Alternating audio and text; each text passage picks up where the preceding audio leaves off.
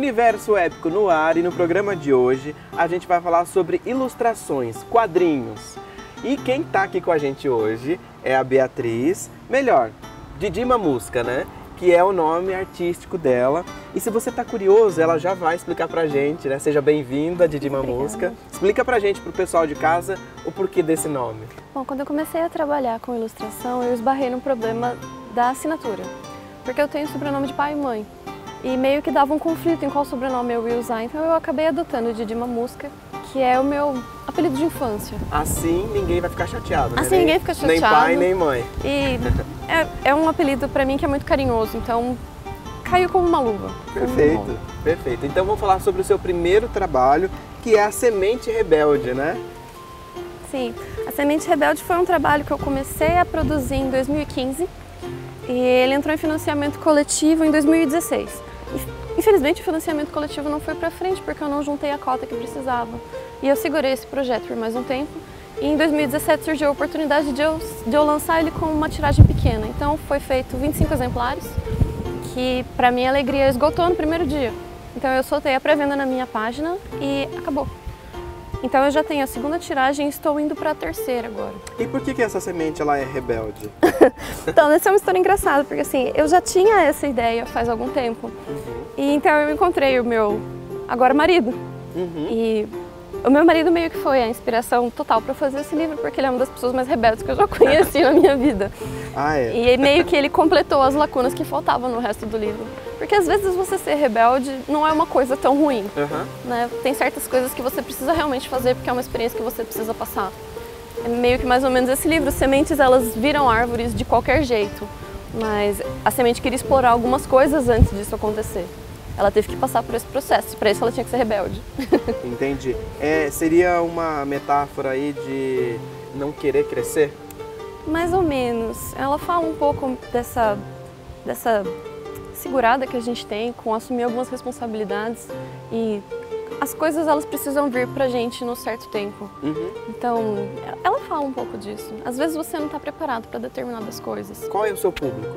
Qual é o público que você quer atingir? Porque assim, visualmente a gente tem uma linguagem que a gente poderia dizer que seria para uma linguagem mais infantil, infanto-juvenil, mas com um assunto que é mais adulto. Então, essa é uma pergunta muito propícia.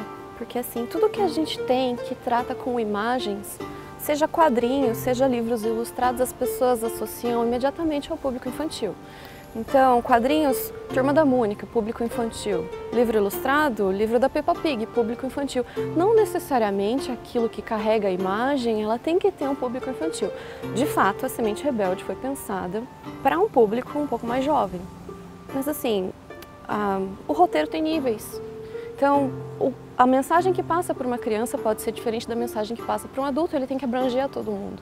Então, assim, qual é o meu público? É uma pergunta um pouco complicada, porque eu quero criar um livro que consiga abranger todas as pessoas. Então, eu quero que agrade a criança que está ouvindo tanto quanto o pai que está lendo. Mas, realmente, pensado para crianças, sendo legal para todo mundo. E aqui é um processo que você trabalhou com aquarela, né?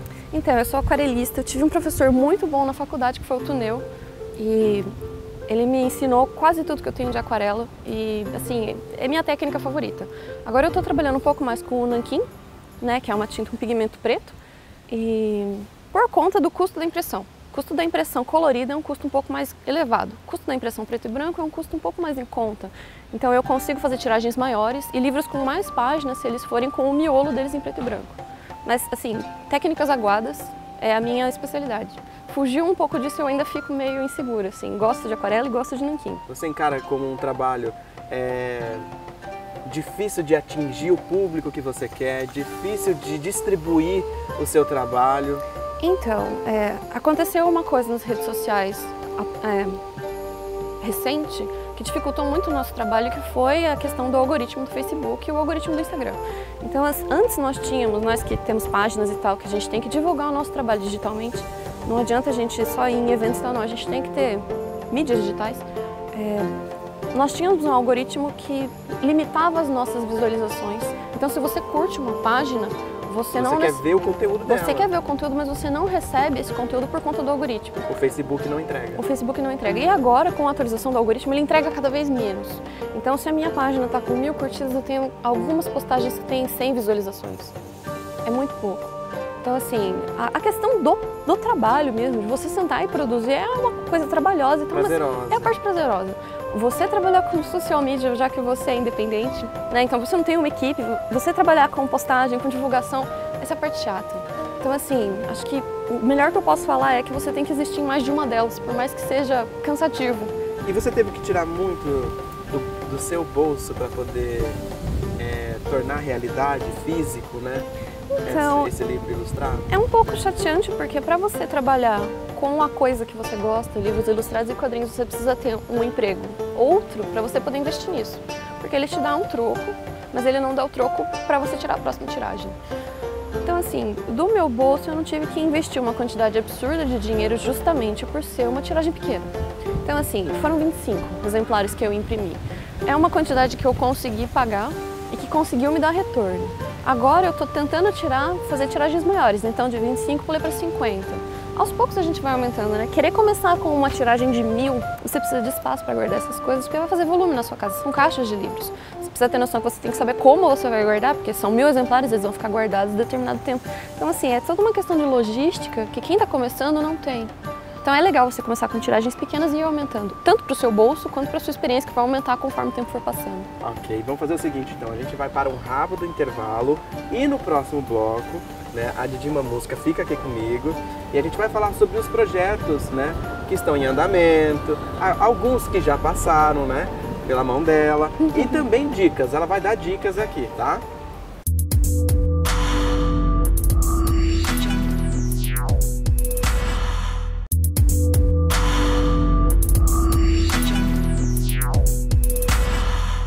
So, how long have you been Ant-Man again?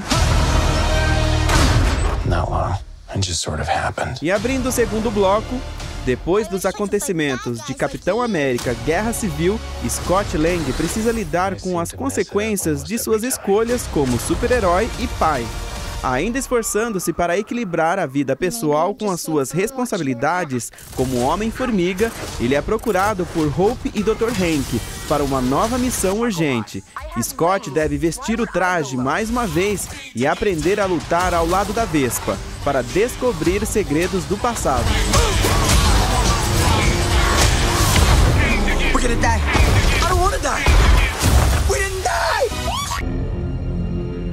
There's been whispers. Em novembro, vamos conhecer a origem da famosa lenda sobre o ladrão que rouba dos ricos para dar aos pobres. Robin Hood volta das cruzadas e surpreende-se ao encontrar a floresta infestada de criminosos no mais completo caos. Ele não vai deixar que as coisas permaneçam desse jeito.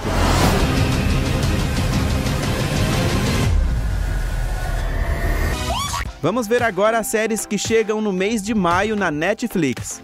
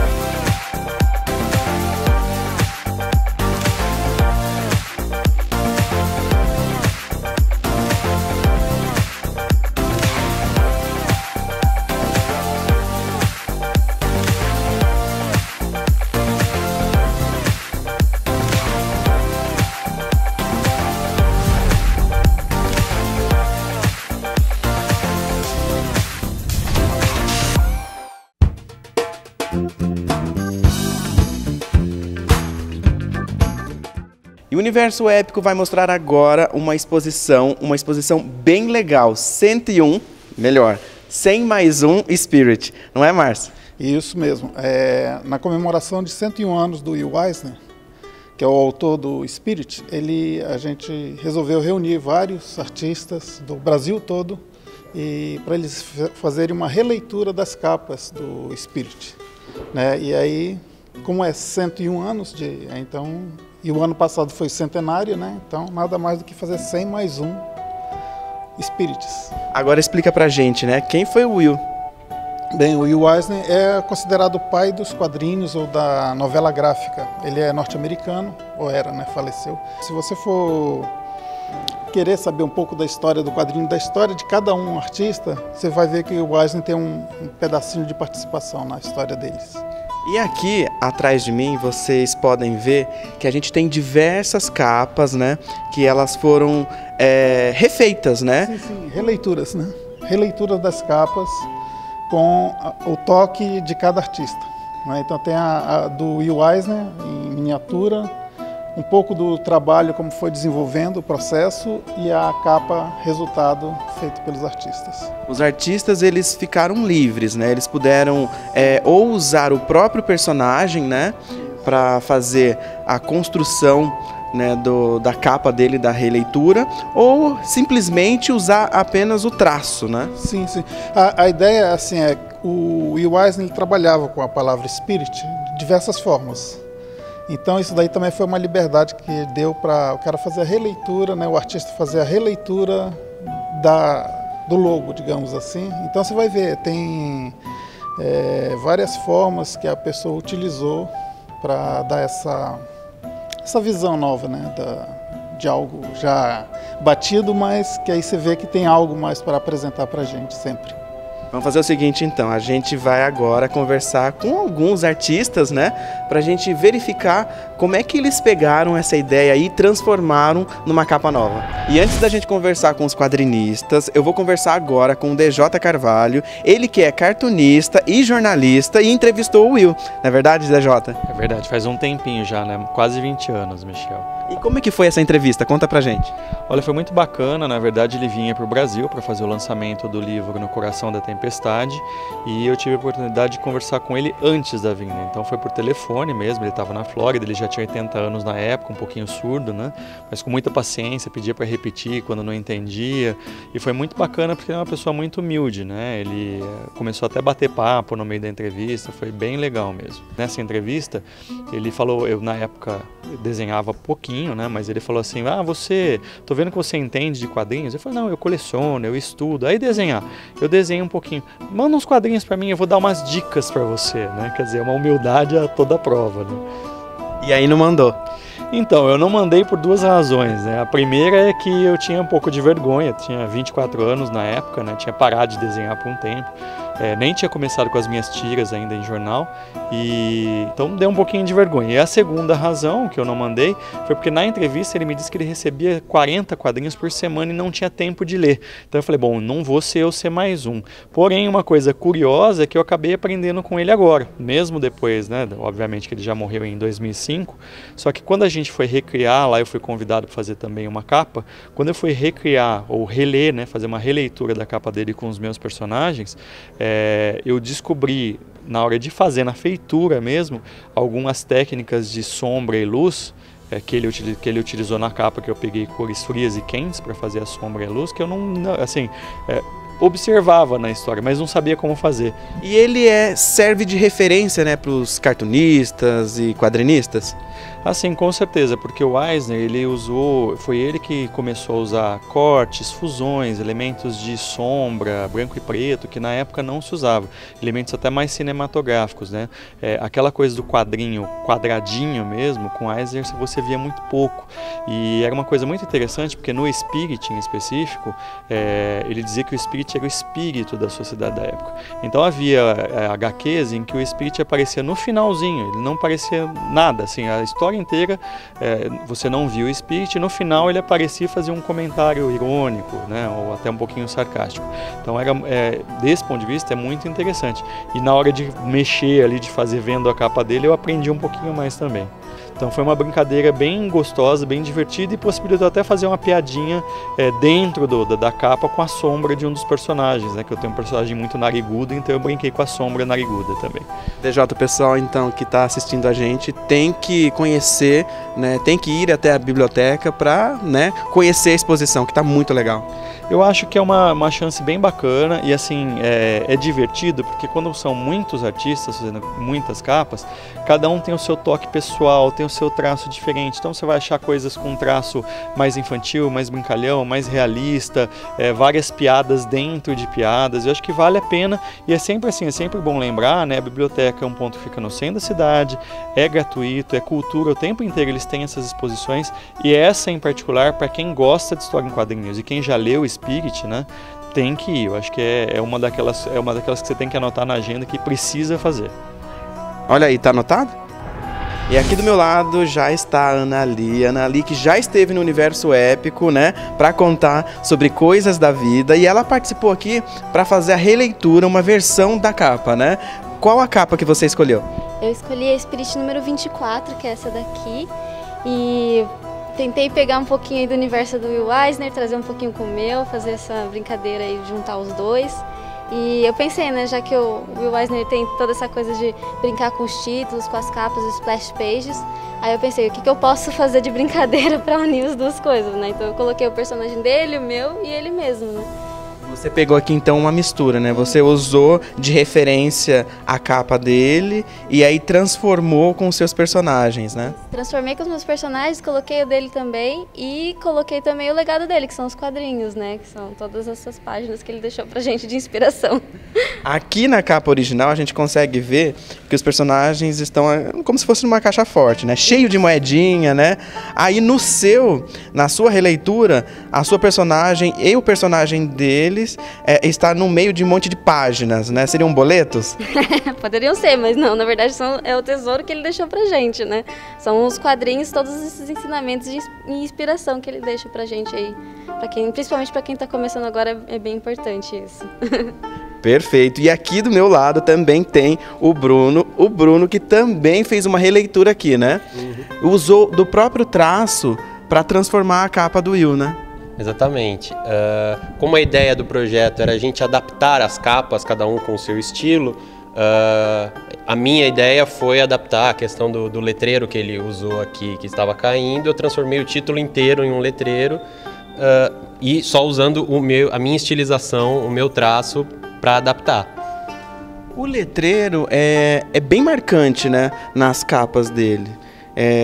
E aí você pegou essa referência e transformou. Exatamente, não só nas capas, como dentro da história mesmo, ele incluía o título fazendo parte do cenário ou da perspectiva da cena em que se começava a história, ele sempre incluía isso, era uma brincadeira que ele fazia sempre para dar uma dinâmica na história.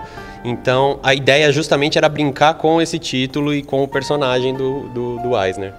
E é difícil? Dá um frio na barriga ou foi tranquilo? Dá um pouquinho, né? Porque você está mexendo com gente grande, né? Não é qualquer um. Mas é uma honra você poder brincar com um personagem tão famoso e tão importante para a história do quadrinho, né? Bruno, o pessoal de casa então tem que vir aqui na biblioteca, né, e conhecer as 101 capas, né? Exatamente, pode vir que tá muito bonito, tá muito legal e muito artista importante e gente começando e tipo, tá bem inclusivo, assim, achei bem bacana a ideia. É isso aí, Universo Épico então fica aí com essa dica.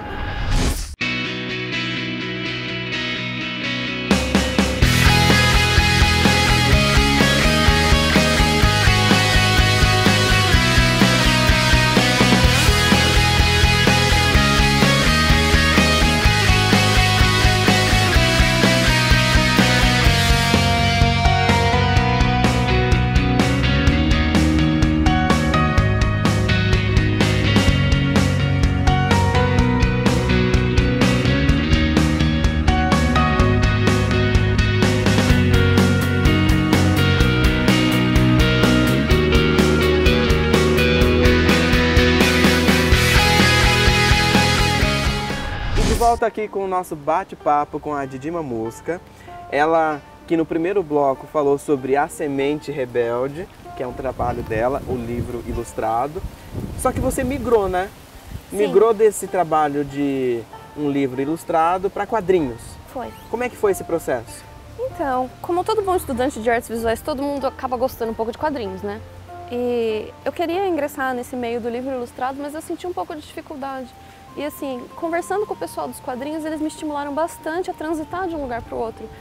E eu fui experimentando, então assim, fui meio que embutindo noções do quadrinho dentro do livro ilustrado. Então, depois da Semente Rebelde, o próximo livro que eu fiz na época foi A Plantação de Vidas, que também no mesmo esquema ele foi produzido e não consegui fazer tiragem na época, ele vai chegar agora nesse mês, mas ele tem uma mistura entre a questão da linguagem do quadrinho e a questão do livro ilustrado. Então ele misturou um pouco. Depois da Plantação de Vidas, eu fiz um enxerto, que foi uma história em quadrinhos. Foi a história em quadrinhos mais comprida que eu já fiz, são 3 capítulos, tem 160 páginas. Bastante. É bastante. Uma história em quadrinhos bem legal, que foi publicada digitalmente. Então na minha página, o Sabiá Matreiro, dá para ler tudo, os 3 capítulos estão lá. E depois do enxerto, que eu já estava com um pouco mais de prática na questão dos quadrinhos, que foi uma história bem comprida, eu comecei a trabalhar na Princesa Passarinho. Que legal. Sim, que é esse trabalho aqui. Ele está sendo publicado digitalmente também na minha página e eu pretendo imprimi-lo no futuro. Eu meio que larguei mão de, ai meu Deus, eu preciso fazer para imprimir, e eu me concentrei mais em fazer, porque eu acho que a gente consegue divulgar melhor assim. E quem é a Princesa Passarinho? Então, a história da Princesa Passarinho conta a história de uma princesa que é a Tipo, e ela vive dentro de um castelo com a irmã. E ela tem esse gosto pelos passarinhos e ela meio que vive essa vidinha de princesa um pouco alienada a tudo que está acontecendo. É uma princesa meio Disney ou não? Mais ou menos. Vai além? Vai além, porque na verdade a Semente Rebelde ela meio que mexeu um pouco comigo, então todos os meus livros têm um pouco de revolta. Então assim, ela vive essa vidinha de princesa e ela é meio que controlada por alguns regentes por conta dela ser uma princesa e ela não ter os pais. Então ela tá em aprendizado para virar rainha. E quando ela vira rainha, as pessoas insistem que ela precisa se casar. E não é uma coisa que ela deseja no momento, também por ela já ter um namorado, e porque ela não quer escolher e porque ela se acha muito jovem para casar. E quando as pessoas batem o martelo e falam que ela precisa casar, ela meio que se revolta. Então assim, ela conta um pouco sobre essas pressões que as meninas sofrem de serem bonitas e de sempre estarem apresentáveis e essa pressão que a sociedade tem da mulher se casar, que não é um negócio que ela deseja.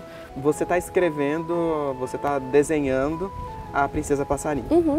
Você idealizou ali, tem uma ideia da história do começo, meio e fim. Sim. Só que você vai publicando semanalmente. Isso. E aí você vai recebendo o retorno do público. Isso. Se no meio do caminho o público começa a te dar um engajamento, começa a te dar um retorno e falar assim, ah, mas não, ela não vai ficar com o príncipe, né? Você muda a história? Não. Eu não mudo a história porque assim, a história pra mim tem um propósito. Mas o público tá pedindo. Mas então, sabe o que é engraçado? O público tá pedindo que vai acontecer. Ah, que bom. Mas assim, eu acho que a história tem um propósito, né?